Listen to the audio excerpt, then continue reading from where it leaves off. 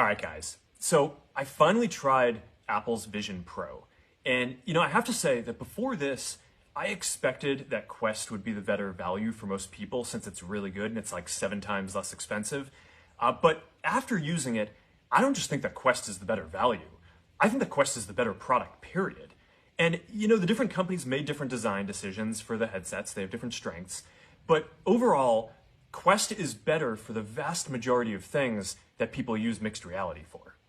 Now, my friend Kenny is actually capturing this video on Quest's high-resolution mixed reality pass-through right now. We're just here in my living room, and you can see his browser windows and whatever else he's got running up here.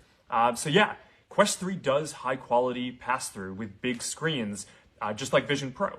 But we also designed it to be great for a lot of other things, moving around, playing games, hanging out with friends and socializing, working out, and more. Quest, I think is just a lot more comfortable.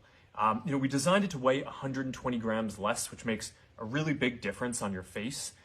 There's no wires that get in the way when you move around. It's a big deal. Our field of view is wider, and I found our screen to be brighter also. I also noticed that Apple's headset has this motion blur as you move around, which Quest is just a lot crisper.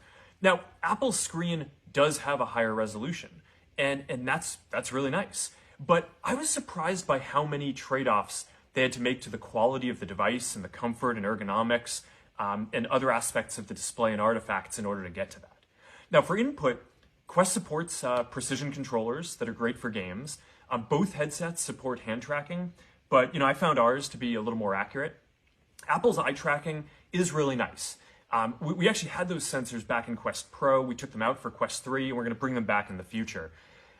It's a nice interface. It's not perfect for everything, though. For typing or complex tasks, you're going to want things like hands or a keyboard or controllers or eventually a neural interface for those kind of inputs. Quest's immersive content library is a lot deeper.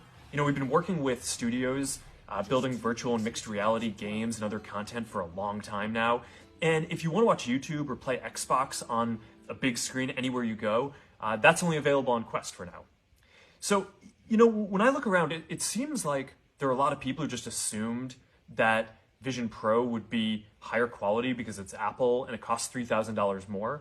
But, honestly, I'm pretty surprised that Quest is so much better for the vast majority of things that people use these headsets for with that price differential. Now, look, I know that, some fanboys get upset whenever anyone dares to question if Apple's going to be the leader in a new category. But the reality is that every generation of computing has an open and a closed model. And yeah, in mobile, Apple's closed model won. But it's not always that way. If you go back to the PC era, Microsoft's open model was the winner.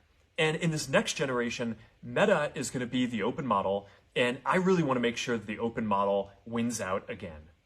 The future is not yet written. So, I want to take a moment to just thank everyone who's been building with us for more than a decade. That goes for both Quest and the Ray-Ban Meta glasses, which are doing way better than I even hoped that they would. As the old saying goes, the best way to predict the future is to invent it. So I'll see you all out there.